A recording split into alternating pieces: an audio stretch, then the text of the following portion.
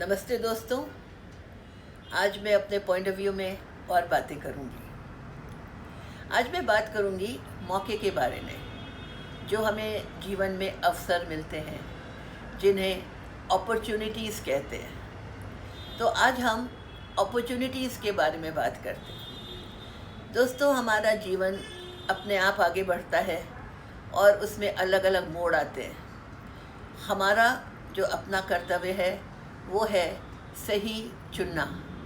जब हमारे पास ऐसे मौके आते हैं, जब हमें सोचना पड़ता है कि हम इस रास्ते जाएं कि उस रास्ते जाएं, तो हमें वहाँ पे बहुत सोच समझ के निर्णय लेना पड़ता है।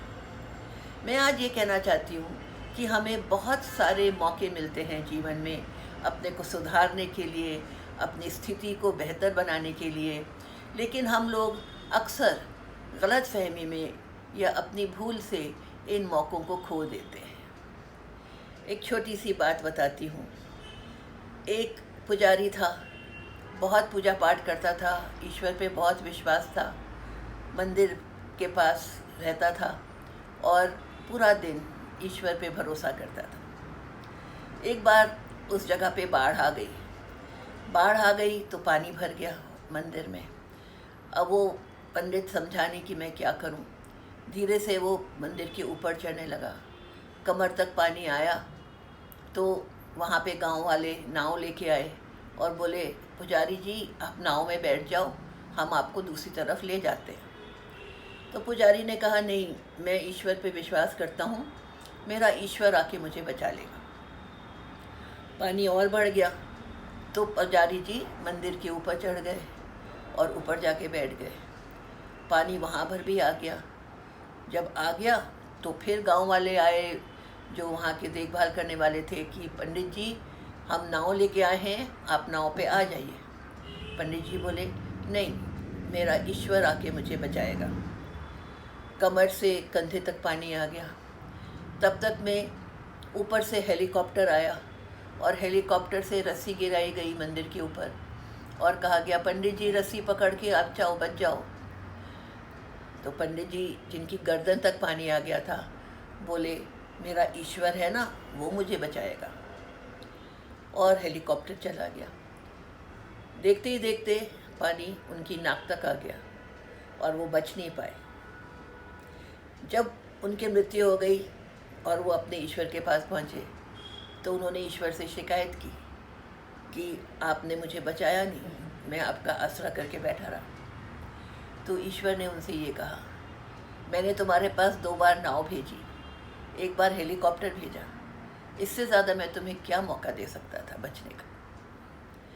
दोस्तों, इस कहानी से हमें ये पता चलता है कि मौके आते हैं लेकिन हम उन्हें पहचानते नहीं हैं, हम अपनी गलतफहमी में बैठे रहते हैं। आपने देखा होगा कि जब लड़के और लड़की की शादी का वक्त आता है तो अरेंज मैरिज में परिवार वाले बहुत से पेयर्स ढूंढते हैं।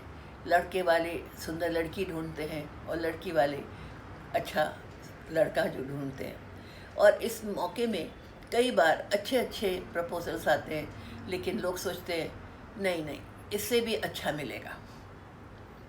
और मिल भी जाता है कभी कभी, लेकिन अक्सर जब उनको फाइनल करना पड़ता है तब उनको ये ग्लानि रह जाती है कि अरे, हमने पहले उस लड़के से क्यों नहीं तय किया, और या तो फिर शादियाँ हो ही नहीं पाती हैं। मैं ये नहीं कह रही कि हर चीज़ हमारे हाथ में होती है या हमारा डिसीजन सही होता है। मैं आज ये सिर्फ कह रही हूँ कि हम लोगों को मौके को पहचानना नहीं आता, अपॉर्चुनिटी को पहचानना नहीं आता। अब इंग्लिश में कहते हैं opportunity knocks at your door.